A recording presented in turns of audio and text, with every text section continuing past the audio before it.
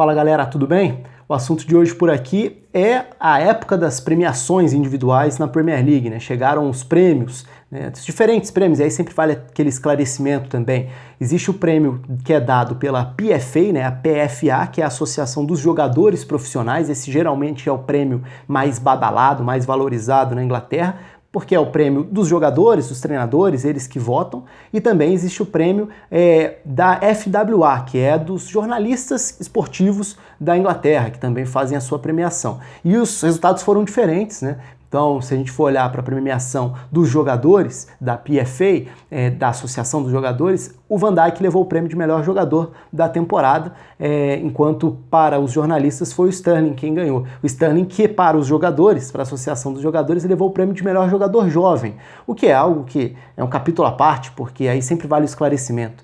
Para esse critério, qual é o critério de melhor jogador jovem? Né? O Sterling vai fazer 25 anos no fim do ano.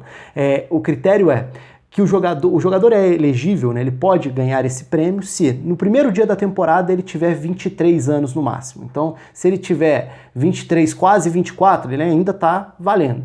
O que ele não pode é ter completado 24 anos antes do início da temporada. Por isso o Sterling levou, e eu sempre questiono muito isso, porque acho que seria muito mais interessante se o prêmio reduzisse essa idade, se o prêmio fosse voltado mais para as revelações, e alguns nomes foram muito bem nessa temporada, né? Para citar alguns Declan Rice, James Maddison, Wan-Bissaka, alguns dos jogadores que deixaram a ótima impressão, daria para citar outros também, mas só para pegar alguns aqui, lembrando rapidamente. Agora vamos então para a premiação em si. Eu concordo com o Van Dijk, como o cara da temporada. O crescimento dele, a forma como ele se estabeleceu numa temporada em que o Liverpool não necessariamente foi o Liverpool do ataque empolgante, como tinha sido em 2017 e 2018. Pelo contrário, né? O Liverpool foi até em alguns momentos o time das vitórias mais pragmáticas pela segurança defensiva.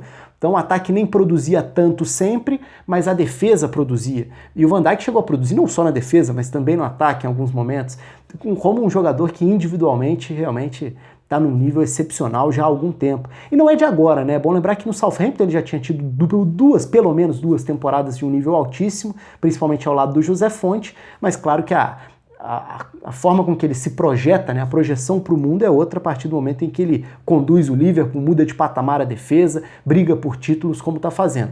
Então eu estou totalmente de acordo com o Van Dijk como o vencedor desse prêmio na temporada.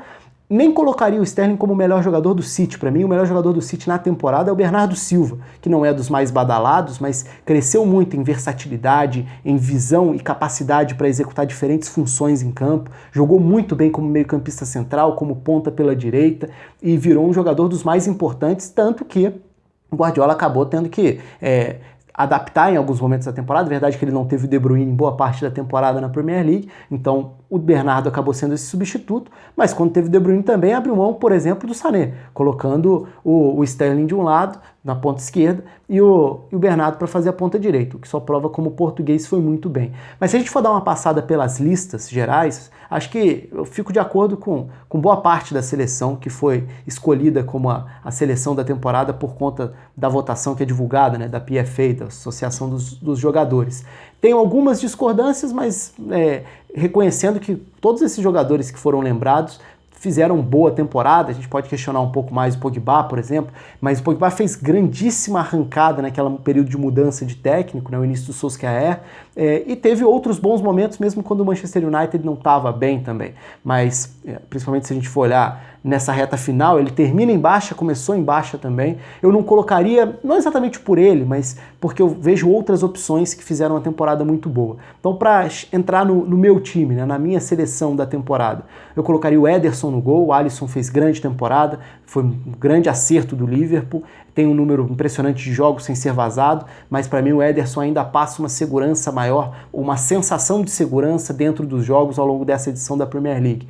Então eu coloco o Ederson à frente, quebrando aí uma certa hegemonia do De Gea também, que por tantos e tantos anos foi o melhor goleiro da Premier League, mas essa não foi a melhor temporada dele, sem dúvida alguma. Nas últimas temporadas teve concorrência forte também dos goleiros do Burnley, por exemplo, né, o Tom Heaton, depois o Pope, mas dessa vez eu fico com o Ederson pro gol. O Alexander-Arnold entrou em quase todas as listas na lateral direita, e eu acho justíssimo que tenha entrado. Os laterais são fundamentais no Liverpool, mas só para dar uma moral, para saindo um pouco dos times mais badalados, eu iria de Aaron Wan-Bissaka. Característica totalmente diferente, né? Até por isso é difícil comparar. O Alexander-Arnold tem uma contribuição muito maior ofensiva pelos cruzamentos, lançamentos, os passes, a importância dos laterais gerando gols. E o Wan-Bissaka foi um lateral defensivamente muito sólido nessa temporada pelo Crystal Palace. Garoto, se firmou, se saiu muito bem nos jogos importantes contra adversários fortes, então eu colocaria ele na lateral direita, mas acho que o voto no Alexander-Arnold é mais que justo também. Na zaga eu vou com os votos que já foram dados também. Para mim, Laporte e Van Dijk indiscutíveis na defesa. Não foi a melhor temporada de alguns zagueiros excepcionais, por exemplo, o Alderweireld no Tottenham, que nos últimos anos, para mim, sempre esteve entre os melhores. Se a gente for olhar os últimos 3, 4 anos da Premier League, ele quase sempre estava ali. E o Laporte fez uma grande temporada, para mim, o melhor zagueiro do Manchester City, pela qualidade de saída de bola também, mas porque ele se firmou. Se a gente olhar para a temporada passada, o início do Otamendi foi excelente, depois ele cai de produção. Nessa temporada já foi o Laporte quem foi o principal zagueiro da equipe. Na lateral esquerda é difícil não ir com o Robertson, porque de fato é um dos principais laterais do futebol europeu no momento, assumiu a titularidade, ganhou uma regularidade num nível muito bom, então não vejo disputa. Embora a gente até pudesse citar alguns jogadores que foram bem, Lucas Digne, por exemplo, foi bem mesmo quando o Everton estava mal na temporada, o Luke Shaw fez boa temporada no Manchester United, mas nada que possa chegar perto do nível e da regularidade do Robertson. Indo para o meio campo, aí eu acho que já dá uma discussão um pouco maior, principalmente porque eu vou mexer um pouco na formação que é usada por essas premiações. O Fernandinho entra em quase todos os times. Eu sou um dos principais defensores do Fernandinho, já que ele toma muita pancada por conta de Copa do Mundo e tudo mais. No City ele joga muito bem há várias temporadas. Mas nessa especificamente, na minha seleção entraria o Rúben Neves, que foi muito bem com o Wolverhampton, é um termômetro da distribuição, da saída de bola, um dos melhores passes longos da Premier League na temporada. Eu colocaria ele ali até para recompensar a grande temporada do Wolverhampton também. Então o meu meio-campo teria o Rúben Neves e o Bernardo Silva, que eu já até citei aqui, para mim o melhor jogador do City na temporada. Vou colocar o Bernardo Silva por dentro mesmo, até para facilitar o que eu vou fazer a partir de agora, que é colocar o Sterling na ponta direita, do lado esquerdo Mané, até porque o Mané virou... Aliás, dá até para colocar o Mané como um segundo atacante, né? Se a gente quiser, por exemplo, eu vou colocar o Hazard na seleção. Ele ficou fora de muitas das seleções, mas para ter Sterling, Hazard e Mané, dá para dizer que o Mané pode jogar de um segundo atacante. Ele virou cada vez mais um atacante por dentro nessa temporada, já que o Robertson ficava com o corredor. O Mané em vários momentos atuou por dentro, encostando ou até mais avançado do que o Firmino ou do que o Salah. Então teve grande participação também em gols. E no comando do ataque, o Agüero. O Agüero, nos últimos anos, mantém uma regularidade muito boa em número de gols marcados, né? Sempre fazendo, nas últimas 5 temporadas, 20 ou mais gols, o que é uma marca e tanto. Só o Henry tinha feito isso na era Premier League.